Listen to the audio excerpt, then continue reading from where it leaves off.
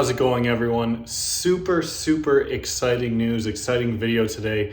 As you can tell from the title, we're going to be manual swapping my 1988 Saab 900 Turbo. I bought this 900 Turbo just about a month ago, and it has a 3-speed automatic in it, which after driving it for probably only about 30 miles so far, the transmission seems completely fine. But as a lot of you probably saw in another recent video, I went to the junkyard and there was an SPG that actually showed up there with a good 5-speed manual transmission with less than 100,000 miles on it. So when an opportunity like that presents itself, you can't really say no. These things kind of just fall into your hands sometimes. Now this car is nowhere near done. This car still needs a lot of work.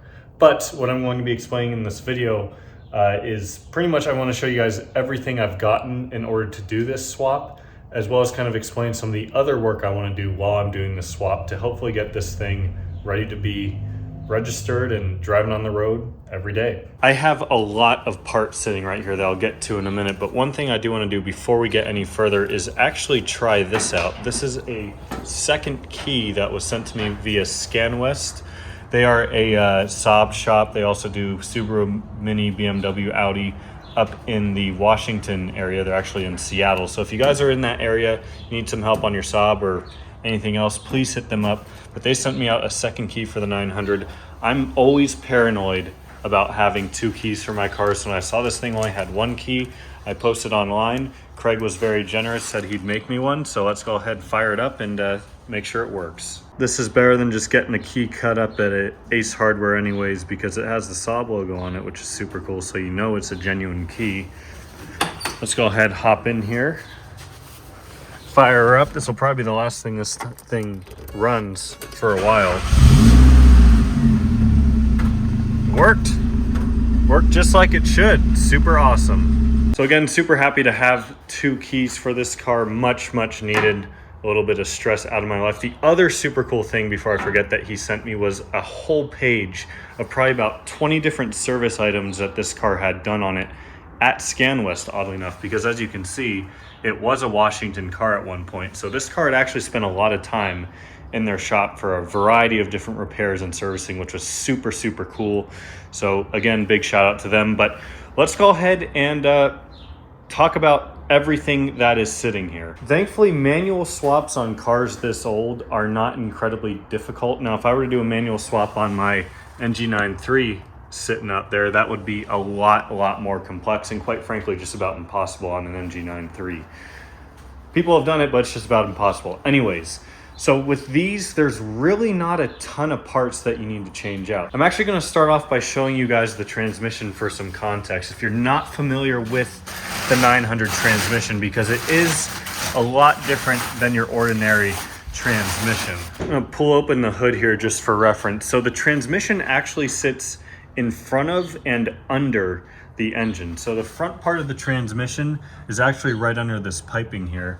And then the transmission also serves as the oil pan for the car, as you can see right here. And then of course you have your boots to put the axles in right back here.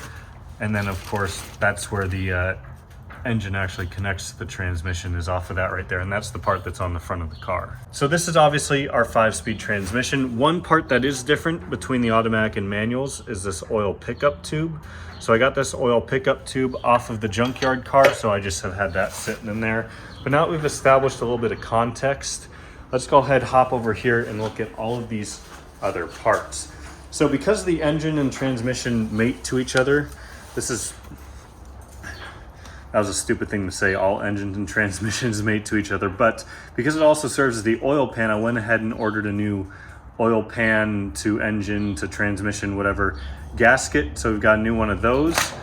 A few other gaskets we have here in O-rings. This is a new oil pickup tube O-ring. Got that off of Saab. As I mentioned earlier, I also want to do some maintenance while the engine is out.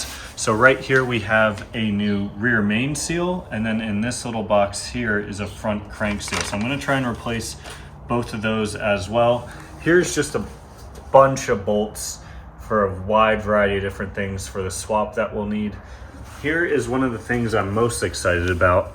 This is the, obviously, gear selector, but underneath here, more importantly, is a short shifter from Modern Classic Saab. If you guys have not seen Modern Classic Saab, he makes some awesome high quality parts for classic 900s, 99s, just older pre-GM Saab, so be sure to check him out.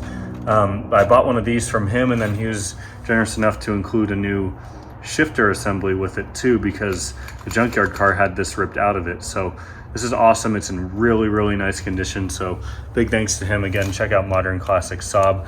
I'll talk more about this when we eventually go to install it in the car. That of course connects into here, which goes to the transmission. This is just like a gear selector rod. Back here we have the whole brake pedal. So this, I actually don't need to swap this entire assembly out. The reason why I got it is because the brake pedal on the manual cars is a lot smaller. The automatic one is like almost twice this width. And because you have the clutch pedal, which is obviously sitting right here, you need to have a little bit of a smaller brake pedal. So what a lot of people do instead of pulling this out, because this was a pain to pull out at the junkyard, is they just cut this pedal down, or meaning the automatic pedal down, and I can hopefully just slide this new rubber cover over it. We'll see how that works out though. Right here is just the slave cylinder with some associated lines. This is a little metal bracket that I believe connects the transmission to the downpipe. And then this right here is a little plastic cover that goes on the top half of the transmission to kind of enclose it. So I got that as well because it's different for the manuals. Up here, this is all off of the SPG. I debated getting a new clutch, flywheel, all that. This all has less than 100,000 miles on it. It all seems good enough. It's obviously not perfect, but I figure clutches and that on these transmissions isn't terribly difficult.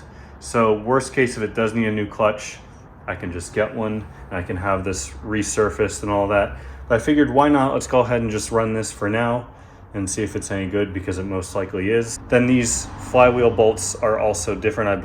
I think they're longer than the automatic ones. They're either longer or shorter. I don't remember which one, but these bolts are also different. So as far as I'm aware, I have every single part sitting here that I need to do this swap. I'm gonna try not to kick it as I gingerly step away. I am super stoked to get started on this swap. My initial plan was to do it up at Lucas's shop, Saving Saabs. You guys have seen him before on the channel.